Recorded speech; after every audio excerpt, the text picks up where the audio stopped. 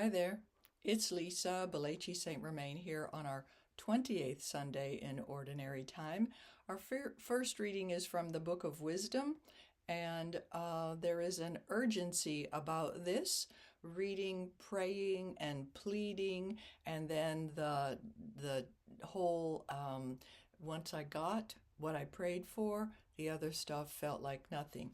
And that urgency is paralleled in our gospel with the man running up and kneeling down, and there's an urgency. Good teacher, what must I do? Right? And so let your voice have this urgency as you read through this book, and the dismissal of the other parts. Okay, the things that typically people think are good, we're saying no. All right, so a reading from the Book of Wisdom.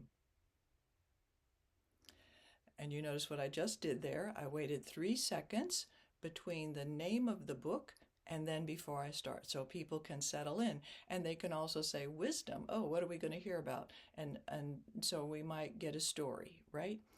Okay, so a reading from the Book of Wisdom. I prayed. So listen to the urgency there and the sincerity that's coming in it. And prudence was given me. I pleaded, and the spirit of wisdom came to me. Now, our Lector book says praying and pleading are something that we don't do just once and then magic happens, right? So we make a habit of praying and a habit of pleading, and we have opportunities to make these preferences. I preferred her to scepter and throne, and deemed riches nothing in comparison to her. Okay, so do you notice how I'm putting those aside, right? Nor did I liken any priceless gem to her. So I waited a little bit after the word gem to her. Okay, because all gold in view of her is a little sand. And before her, silver is to be accounted mire. Mire is the name for mud. Why don't they just say mud in its translation so people don't have to think in their heads, mire, what is mire, right? A little extra work for your listener, and hopefully you don't lose them.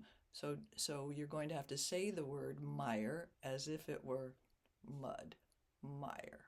Okay. Then there's that period. And now more. And so now there's going to be a change from the comparisons to the love, okay? Beyond health and comeliness, I loved her. So let your voice feel and speak love. I loved her. And I chose to have her rather than the light, because the splendor of her never yields to sleep. So even in our minds, wisdom is working for us, right? You've woken up sometimes and you're like, oh, now I know what to do. Working in our minds as we sleep.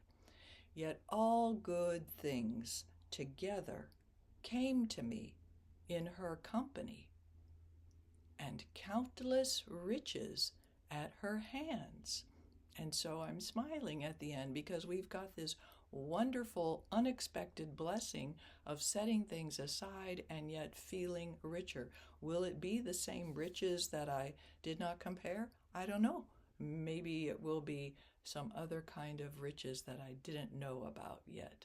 More gifts of the Spirit or fruits of the Spirit that I didn't know I could do. So, countless riches at her hands. And then we do the 1, 2, 3. The word of the Lord. And you look at them as you say, the word of the Lord, and receive back. Thanks be to God. Okay. God bless it. Practice reading aloud. Let your voice change as you set aside those things which we don't need forever, eternity, right? And what you do love. God bless. Oh, I said I was going to read it all the way through without stopping. Okay, let's do that. A reading from the Book of Wisdom. I prayed, and prudence was given me. I pleaded, and the spirit of wisdom came to me. I preferred her to scepter and throne, and deemed riches nothing in comparison to her. Nor did I liken any priceless gem to her, because all gold in view of her is a little sand, and before her silver is to be accounted mire. Beyond health and comeliness, I loved her, and I chose to have her rather than the light, because the splendor of her never yields to sleep.